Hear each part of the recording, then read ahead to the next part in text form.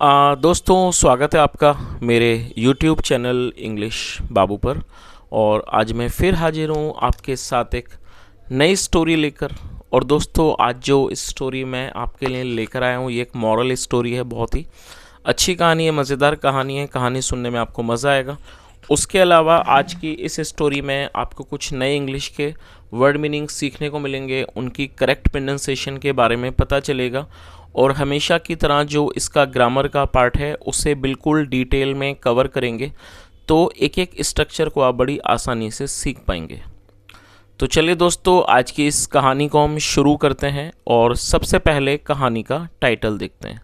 कहानी का टाइटल है the goats and the evil pygmy. क्या मतलब हुआ दोस्तों? गोट का मतलब होता है बकरी और ये गोट्स है, ये प्लूरल नाउन है, तो क्या अर्थ हुआ? बकरियाँ।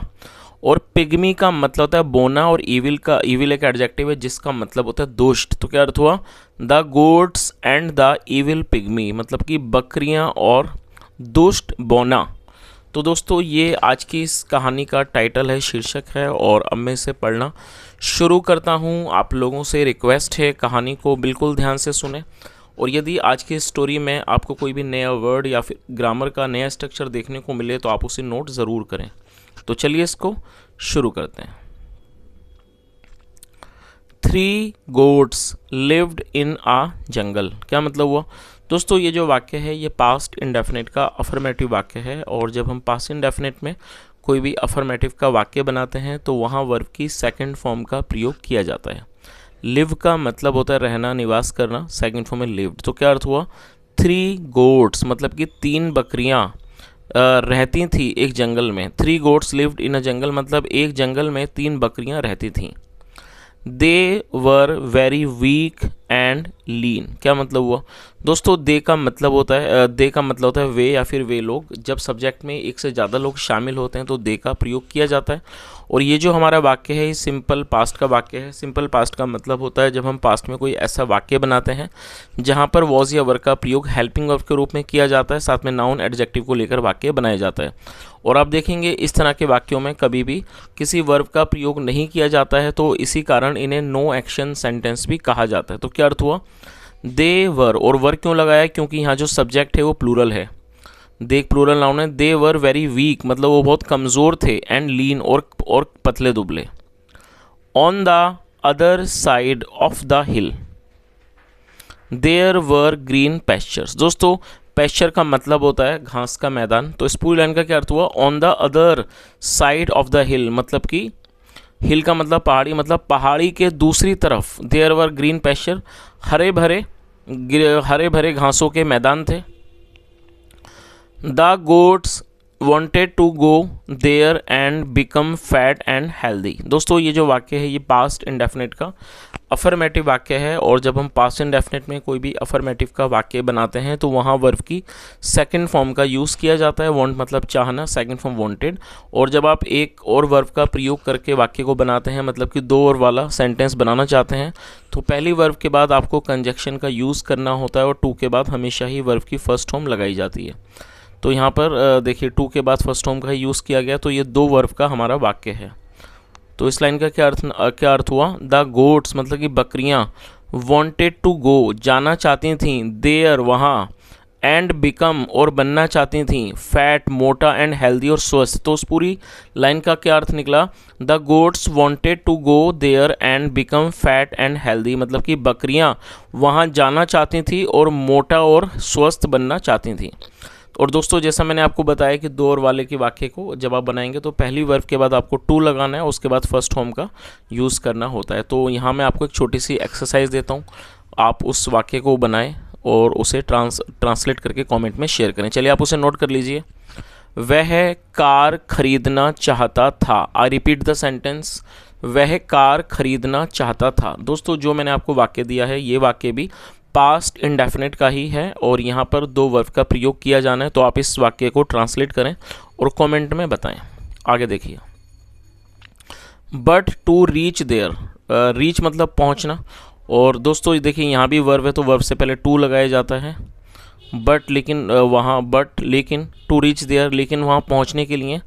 अ bridge over a river had to be crossed. क्या अर्थ हुआ? ब्रिज का मतलब एक पुल, ओवर अ रिवर, जो कि क्या था? अ ब्रिज मतलब एक पुल ओवर ए रिवर, नदी के ऊपर, हैड टू बी क्रॉस्ड, पार किया जाना पड़ता था। दोस्तों ये जो वाक्य है ये पास्ट फोर्स्ड एक्शन सेंटेंस है। पास्ट फोर्स्ड का मतलब होता है जब हम पास्ट में कोई व्यवस्था को दर्शाते हैं, और ये पास्ट फोर्स्ड का पैसिव वॉइस का वाक्य है जहाँ पर हैड टू बी के साथ वर्ब की थर्ड फॉर्म का प्रयोग किया जाता है। तो इस पूरी लाइन का क्या अर्थ निकला समझ लीजिए यहाँ से। बट टू रीच देयर, लेकिन वहाँ पहुँचने के लिए, a bridge over a river had to be crossed, मतलब नदी के ऊपर एक पुल को पार करना होता था।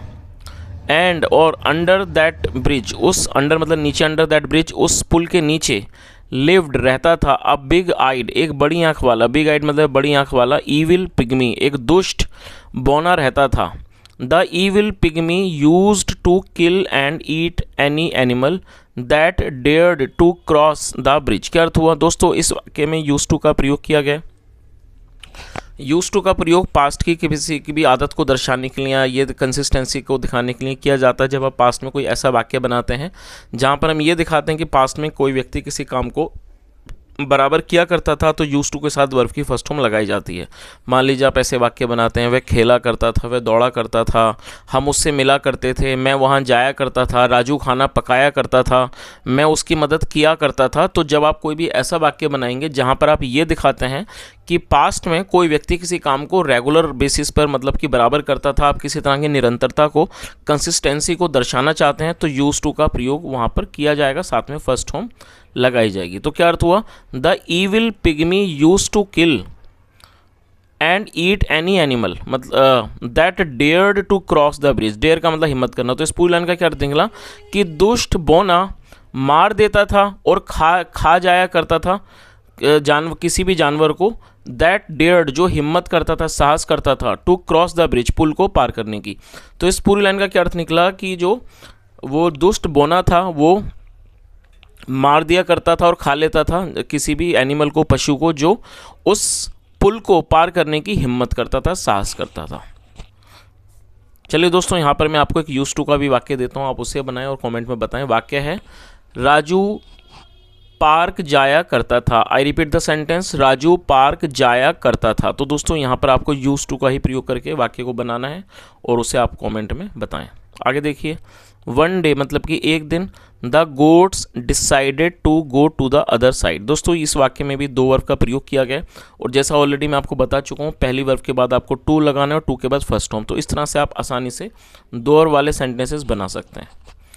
तो क्या अर्थ हुआ? और डिसाइड, ये भी पास्ट का फॉर्मेटिव वाक्य है जहाँ सेकंड फॉर्म लगाई गई है। डिसाइड का मतलब होता है निर्णय करना, फैसला करना। वन डे एक दिन, द गोट्स डिसाइडेड मतलब बकरियों ने निर्णय किया, to go to the other side मतलब बकरियों ने दूसरी तरफ जाने का फैसला किया या कह सकते हैं निर्णय किया।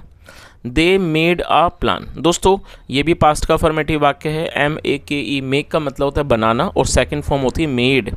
प्लान का मतलब योजना। तो क्या अर्थ हुआ? दे मेड अ प्लान, उन्होंने एक योजना बनाई, टू डील करने की, विद द पिग्मी बोने के साथ, मतलब डील करने का मतलब निपटना। तो क्या अर्थ हुआ कि उन्होंने एक योजना बनाई, to deal with the big pygmy, वो बोने से निपटने के लिए। The smallest goat went first. दोस्तों स्मॉल का मतलब छोटा, स्मॉलर उससे छोटा, स्मॉलेस्ट सबसे छोटा। तो ये जो आप वर्ड देख रहे हैं ये स्मॉल का थर्ड सुपरलेटिव डिग्री है। जब हम इस और सुपरलेटिव डिग्री का प्रयोग कब करते हैं? जब हम किसी वाक्य में दो लोगों की या दो से अधिक लोगों की तुलना करना चाहते हैं, तब हमें इन डिग्रियों का इस्तेमाल करना होता है जो कि सुपरलेटिव डिग्री कहलाती हैं। तो ये हमारा एडजेक्टिव है SMALL। स्मॉल का मतलब होता है छोटा, उसके बाद स्मॉलर उससे छोटा और स्मॉलेस्ट सबसे छोटा। तो ये है स्मॉलेस्ट जिसका अर्थ हुआ सबसे छोटा। तो क्या अर्थ हुआ? द स्मॉलेस्ट गोट मतलब कि सबसे छोटी बकरी, वेंट फर्स्ट सबसे पहले गई। एज सुन एज का मतलब होता है जैसे ही। She reached near the bridge, reach का अर्थ पहुंचना होता है, REACH second from reached. As soon as मतलब कि जैसे ही। She reached the near the bridge मतलब जैसे ही वह पुल के पास पहुंची। The evil pygmy roared, roar का मतलब होता है दहाड़ना, बड़े ऊंचे स्वर में बोलना, चिल्लाना, दहाड़ना, उसे रोअर कहते हैं। जो दुष्ट बोना था रोअर्ड वो दहाड़ा, who wants to go across the bridge. दोस्तों देखिए यहाँ जो है हु का यूज़ किया गया। हु क्या है, एक रिलेटिव प्रोनाउन है। जब हम किसी का कोई रेफरेंस देना चाहते हैं तो हु का यूज़ हम करते हैं वहाँ पर रेफरेंस देने के लिए, जो कि एक रिलेटिव प्रोनाउन है। और ये एक सिंगुलर नाउन है, और ये जो वाक्य है ये प्रेजेंट इंडेफिनिट का ही वाक्य है। तो आप ये चीज़ याद रखें, जब आप प्रेजेंट इंडेफिनिट में कोई सिंगुलर को सब्जेक्ट के रूप में प्रयोग करते हैं तो फिफ्थ फॉर्म का यूज़ वहाँ पर करना होता है। और यहाँ पर भी दूसरी वर्ब को जोड़ा गया तो पहले टू लगाया गया, उसके बाद फर्स्ट फॉर्म। तो इस लाइन का क्या अर्थ निकला, who wants to go across the bridge. उसने क्या कहा, मतलब जो उसने वो दहाड़ा और बोला कि पुल के पार कौन जाना चाहता है। द स्मॉल गोट ब्लीटेड। दोस्तों BLEAT, ब्लीट का अर्थ होता है मिमियाना। जो बकरियां आवाज़ करती हैं उसे मिमियाना कहते हैं हिंदी में, उसे इंग्लिश में ब्लीट कहा जाता है। और ये सेकंड फॉर्म है ब्लीटेड, और ये पास्ट का ही अफर्मेटिव वाक्य है। द स्मॉल गोट ब्लीटेड मतलब जो छोटी बकरी थी वो मिमियाई। आई एम द स्मॉलेस्ट गोट। उसने क्या कहा कि मैं सबसे छोटी बकरी हूँ। और ये जो वाक्य है ये हमारा सिंपल प्रेजेंट का वाक्य है, जहाँ पर इज एम आर के साथ एडजेक्टिव या नाउन का प्रयोग किया जाता है। I am the smallest ghost मतलब गोट, मैं सबसे छोटी बकरी हूँ। I want to go over to the other side. और दोस्तों ये जो वाक्य है ये भी प्रेजेंट इंडेफिनिट का ही अफर्मेटिव वाक्य है, जहाँ सब्जेक्ट यदि आई वी यू दे या प्लूरल होगा तो फर्स्ट फॉर्म का यूज़ करना होता है, और यदि सब्जेक्ट ही शी इट या सिंगुलर नाउन होगा तो फिफ्थ फॉर्म का यूज़ करना होगा। तो फिलहाल सब्जेक्ट आई है तो आई के साथ फर्स्ट फॉर्म का ही यूज़ किया गया है। तो उसने क्या कहा, आई वॉन्ट टू गो, मैं जाना चाहती हूँ, over to the other side मतलब मैं दूसरी तरफ जाना चाहती हूँ। टू ईट ग्रीन ग्रास, हरी घास खाने के लिए। टू गेट फैट, मोटा होने के लिए। द पिग्मी सैड मतलब कि बोने ने कहा, don't come near the bridge और आई विल ईट यू। तो उसने क्या कहा, don't come near the bridge, पुल के पास मत आना, और वरना आई विल ईट यू, मैं तुम्हें खा जाऊंगा। The smallest goat beg. दोस्तों BEG बैग का अर्थ होता है भीख मांगना। उसके अलावा किसी चीज़ की विनती करने को भी बैग कहा जाता है। सेकेंड फॉर्म है बैग्ड। तो क्या अर्थ हुआ, द स्मॉलेस्ट गोट बैग्ड मतलब सबसे छोटी बकरी ने विनती की, ब्रदर भाई, डोंट ईट मी प्लीज़ मतलब कि कृपया करके मुझे मत खाइए। आई एम वेरी स्मॉल, मैं बहुत छोटी हूँ, एंड लीन और कमज़ोर हूँ मतलब पतली हूँ। My elder sister will come, जो एल्डर मतलब बड़ी, बड़ा बड़ी, उसे एल्डर कहते हैं, एडजेक्टिव है। My elder sister will come following me मतलब जो मेरी बहन है वो मेरे बाद आएगी। यू ईट हर, आप उसे खा लेना। आगे देखिए,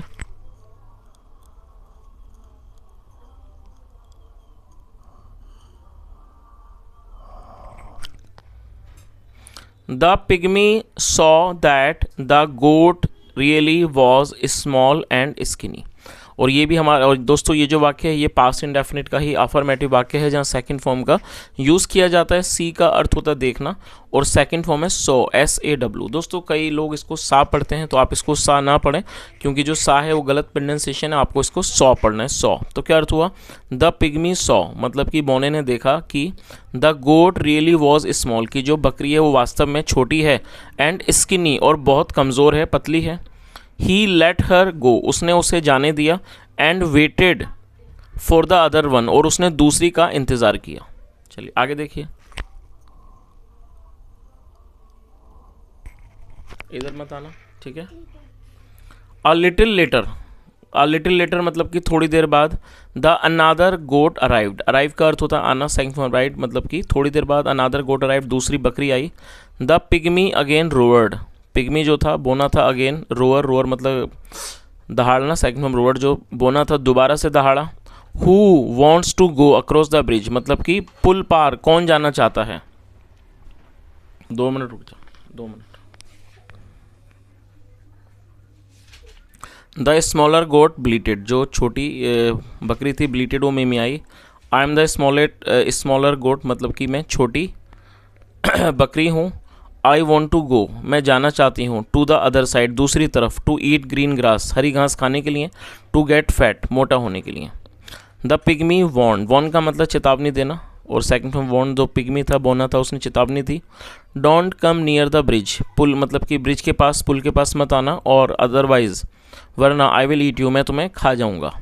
द स्मॉलर गोट बैग्ड जो छोटी बकरी थी उसने विनती की। डोंट ईट मी प्लीज़, कृपया मुझे मत खाइए। आई एम वेरी लीन, मैं बहुत पतली हूँ, एंड स्मॉल और छोटी। अ लिटिल बिहाइंड, मतलब थोड़ा पीछे। कम्स माई एल्डर सिस्टर, जो मेरी बड़ी बहन है वो आती है। यू ईट हर, आप उसे खा लेना। द पिग्मी थॉट, और दोस्तों ये भी पास्ट का ही अफर्मेटिव वाक्य है। थिंक मतलब सोचना, second form thought. The pygmy thought मतलब कि बोने ने सोचा that the elder goat should be fat, उसने सोचा। और दोस्तों यहाँ देखिए शुड का यूज़ किया गया। शुड का प्रयोग चाहिए के लिए यूज़ किया जाता है, और जब शुड के साथ एडजेक्टिव नाउन का प्रयोग करना चाहते हैं तो शुड के साथ बी लगाया जाता है हेल्पिंग वर्ब के रूप में। तो उसने क्या कहा, सोचा। द पिग्मी थॉट मतलब बोने ने सोचा कि the elder goat should be fat and healthy, मतलब कि जो बड़ी बकरी है वो मोटी और स्वस्थ, हेल्दी होनी चाहिए, स्वस्थ होनी चाहिए। She would satisfy his hunger, मतलब वह उसकी भूख को शांत करेगी। सेटिस्फाई मतलब शांत करना, संतुष्ट करना। सो इसलिए ही let the smaller goat also across over, फिर उसने छोटी बकरी को भी पुल पार करने दिया। ऑल्सो मतलब भी, आगे देखिए। देन फिर द एल्डेस्ट गोट अराइव, फिर जो एल्डेस्ट मतलब सबसे बड़ी जो गोट थी, बकरी थी, अराइव वो आई। द पिग्मी रोअर्ड, जो पिग्मी था, बोना था, वो दहाड़ा। Who wants to go across the bridge, मतलब कि पुल के पार कौन जाना चाहता है। The elder goat replied in a rasping voice, जो बड़ी बकरी थी, रिप्लाइड उसने जवाब दिया, यानी रेस्पिंग वॉइस मतलब बहुत ही ज़ोरदार आवाज़ में उसने जवाब दिया। आई एम द बिगेस्ट गोट, मतलब मैं सबसे बड़ी बकरी हूँ। आई एम गोइंग अक्रॉस, मैं टू ईट ग्रीन ग्रास, मतलब मैं इसके पार जा रही हूँ। टू ईट ग्रीन ग्रास, हरी घास खाने के लिए। टू गेट फैटर, और ज़्यादा मोटी होने के लिए। आगे देखिए। द पिग्मी सेड, बोने ने कहा, don't come near the bridge और आई विल ईट यू, मतलब कि पुल के पास मत आना वरना मैं आपको खा जाऊँगा। The eldest goat became very angry, दोस्तों एंग्री एडजेक्टिव है, और जब हम किसी एडजेक्टिव को वर्ब बनाना चाहते हैं तो हमें एक सपोर्टिंग वर्ब का यूज़ करना होता है। तो सपोर्टिंग वर्ब के रूप में यहाँ पर बिकम का यूज़ किया गया है, और ये पास्ट का अफर्मेटिव वाक्य है, इसलिए बिकम की सेकंड फॉर्म बिकेम लगाई गई है। तो क्या अर्थ हुआ, the eldest goat became very angry, मतलब कि जो सबसे बड़ी बकरी थी वो बहुत नाराज़ हो गई, मतलब बहुत गुस्सा आ गया उसको। बिकेम वेरी एंग्री, बहुत ज़्यादा वो क्रोधित हो गई। शी चैलेंज्ड, चैलेंज का अर्थ होता है किसी को चुनौती देना, second form challenge. She challenged, उसने चुनौती दी। हाउ डेयर यू, तुम्हारी हिम्मत कैसे हुई। लेट मी सी, मुझे मैं देखती हूँ। How you will eat me, तुम मुझे कैसे खाओगे। And the goat ran towards the pygmy, दोस्तों रन मतलब दौड़ना, सेकंड फॉर्म रैन, और टूवर्ड्स मतलब होता है की ओर। And the goat ran towards the pygmy, जो बकरी थी वो दौड़ी, वो बोने की तरफ दौड़ी। विद हर हेड डाउन, अपना सर नीचा करके। एंड हर शार्प हॉर्न्स, और जो उसके नुकीले, मतलब जो उसके नुकीले या कह सकते हैं जो उसके तेज हॉर्न्स, सींग थे। पॉइंटिंग टूवर्ड्स हिम, जो कि टूवर्ड्स वो पॉइंटेड थे, किसकी तरफ, टूवर्ड्स हिम, उसकी ओर वो थे। She picked the evil pygmy bye her horns, और उसने पिक मतलब उठाना, उसने उठा लिया द इविल पिग्मी, उस दुष्ट बोने को, बाय हर हॉर्न्स, अपने सींगों से। एंड टॉस्ड हिम, टॉस मतलब उछालना, एंड टॉस्ड हिम, और उसको उछाल दिया। सो फियर्सली, बहुत भयंकर रूप से। दैट द पिग्मी फेल, जो पिग्मी था वो गिर गया। फॉल मतलब गिरना, सेकंड फॉर्म फेल, जो पिग्मी था, बोना था, वो गिर गया। इनटू द रिवर, वो नदी में गिर गया। एंड डाइड, और उसकी मृत्यु हो गई। डाई मतलब मरना, सेकंड फॉर्म डाइड। आगे देखिए। आफ्टर दैट, उसके बाद, द एल्डेस्ट गोट, जो सबसे बड़ी बकरी थी, गोट थी, वेंट ओवर, वो चली गई। And joined her younger sisters, और वो अपनी जो उसकी छोटी बहनें थी उनके साथ वो ज्वाइन कर लिया, उसने शामिल हो गई। They ate green grass to their heart's content, क्या अर्थ हुआ। और दोस्तों ईट मतलब खाना, सेकंड फॉर्म है एट, और ये भी पास्ट का अफर्मेटिव वाक्य है। तो क्या अर्थ हुआ, they ate green grass to their heart's content, और उन्होंने जी भरकर जो घास थी उसको उन्होंने खाया। When all three became healthy, और जब वो तीनों बिकेम हेल्दी मतलब वो स्वस्थ हो गई। दे रिटर्न टू देयर होम, वो लौट आई, टू देयर होम, अपने घर लौट आई। मैरिली सिंगिंग, खुशी से गाते हुए। और दोस्तों ये जो कहानी है ये लिखी गई है लतेश बाला के द्वारा।